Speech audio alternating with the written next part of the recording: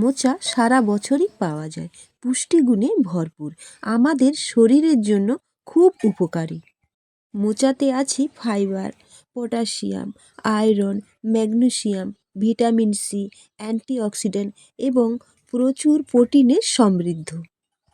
Welcome my icon Bandana blog. আমার চ্যানেলে সকল দর্শক বন্ধুরা খুব ভালোই আছেন। মোচার বাইরে খাপ টাইপের একটা পাতলা আবরণ ঢাকা, সেটা তুলে দিয়েছি, আর ভেতরে একটা শক্ত সালাই কাঠি যেরকম দেখতে, জাস্ট সেই রকম একটা শক্ত দানা মতন ছিল, সেটাও আমি বের করে নিয়েছি। প্রত্যেকটাতে এই দুটো জিনিস ভালো করে একটা একটা করে তুলে পরিষ্কার করে বের করে দিয়েছি, কারণ ওইগুলো খেতে ভালো লাগে না, শক্ত। তো এখন আমি একটা কাঁচের বোল নিয়েছি, তাতে সমস্ত মোচাগুলো দিয়ে এতে সামান্য পরিমাণ জল দিয়েছি। এর মধ্যে আমি দিয়ে দিচ্ছি এখানে একটা গোটা লেবুর রস। তো আপনাদের হাতের কাছে যদি লেবু না থাকে আপনারা ভিনিগারও দিতে পারেন। এটা দেওয়াতে এর মধ্যে যে একটা কষ ভাব থাকে কালো কালো, সেটা কিন্তু অনেকটাই চলে যায়। আর দিয়েছি এখানে 1 চামচ নুন, আর দিয়েছি হলুদ।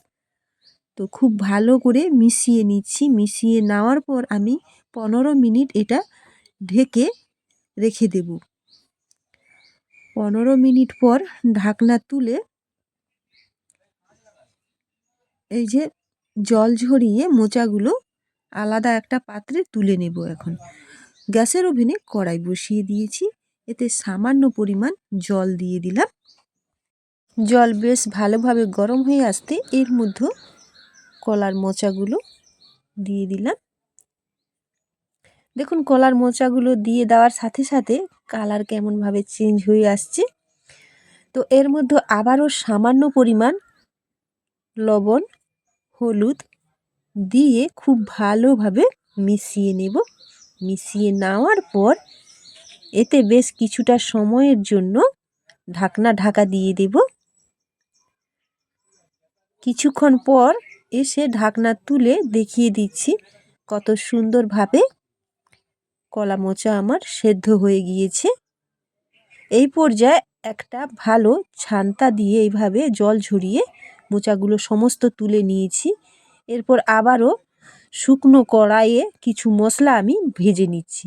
এখানে নিয়েছি মরিচ, ঝালের জন্য নিয়েছি কালো মরিচ, আর নিয়েছি এলাচ একটা গোটা, আর সেন্টের জন্য নিয়েছি কালো এলাচের বীজ, আর একটা গোটা তেজপাতা নিয়েছি, আর এখানে নিয়েছি এই যে অল্প পরিমাণে জায়ফল, আর শাহি জিরে নিয়েছি। এই সমস্ত কিছু খুব ভালোভাবে ভাজা ভাজা করে তুলে নিয়েছি। আর এখানে দুটো ডিম ফেটিয়ে আগে থেকে নিয়েছি। এর মধ্যে দিয়ে দিলাম সামান্য পরিমাণ কুচনো পেঁয়াজ, কাঁচা লঙ্কা কুচনো, আর পরিমাণে নুন দিয়েছি।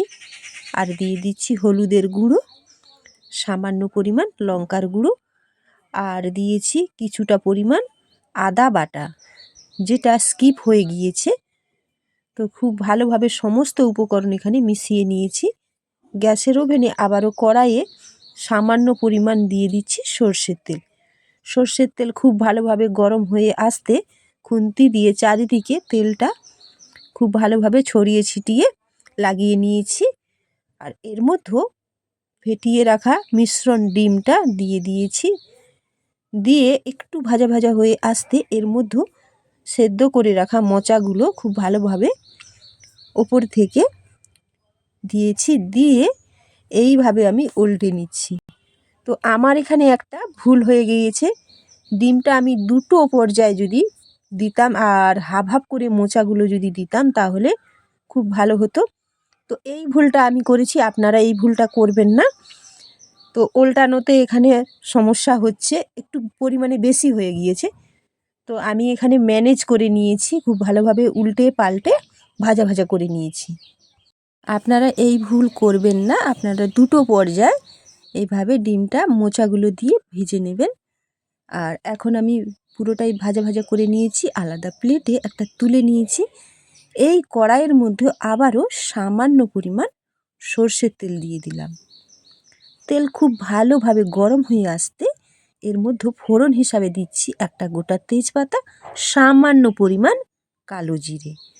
তো খুব ভালোভাবে কালো জিরে ভাজা ভাজা হয়ে আসতে, সুন্দর গন্ধ বের হওয়াতে এর মধ্যে পেস্ট করে রেখেছিলাম একসাথে পেঁয়াজ, আদা, রসুন দিয়ে খুব ভালোভাবে হালকা আঁচে কষিয়ে নিচ্ছি।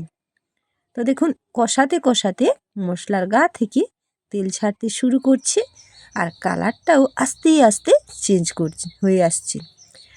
তো ওদিকে ওই মশলা ভাজা হতে হতে এখানে আমি আবারও একটা কাচের বোল নিয়েছি, এতে নিয়েছি পরিমাণে হলুদ গুঁড়ো, আর নিচ্ছি শুকনো লঙ্কার গুঁড়ো, আর নিয়েছি জিরের গুঁড়ো, ধনিয়া গুঁড়ো।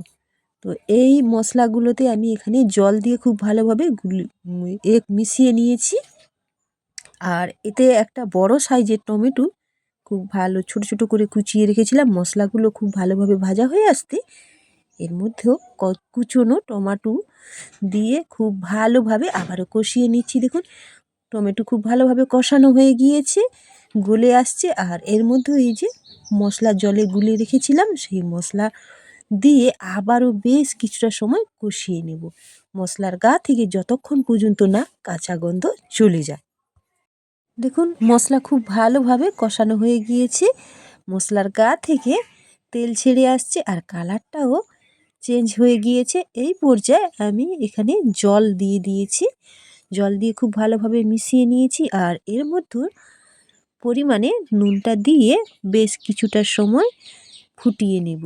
আর এদিকে মোচা ডিম যে ভেজে রেখেছিলাম সেটা এইভাবে 3টে টুকরো করে নিয়েছি। ঝোলের মধ্যে ডিম মোচা যে ভেজে রেখেছিলাম দিয়ে দিলাম, দিয়ে বেশ কিছুটা সময় ফুটিয়ে নেব। আর বেশি এতে ঝোল রাখবো না, এটা গা মাখা বেশি ভালো লাগবে খেতে। তো ঝোল কমপ্লিট, ওপর থেকে 1 চামচ ঘি ছড়িয়ে দিলাম। যে সকল বন্ধুরা এখনও পর্যন্ত আমার চ্যানেলটিকে সাবস্ক্রাইব করেননি, সাবস্ক্রাইব করে পাশে থাকার অনুরোধ থাকলো। এই পর্যায়ে ওপর থেকে ধনিয়া পাতা বেশ কিছুটা ছড়িয়ে দিলাম, আর ভিজে রাখা মশলা যে গুঁড়ো করে রেখেছিলাম সেটাও উপর থেকে ছড়িয়ে দিয়ে আলাদা পাত্রে তুলে আপনাদের দেখিয়ে দিচ্ছি।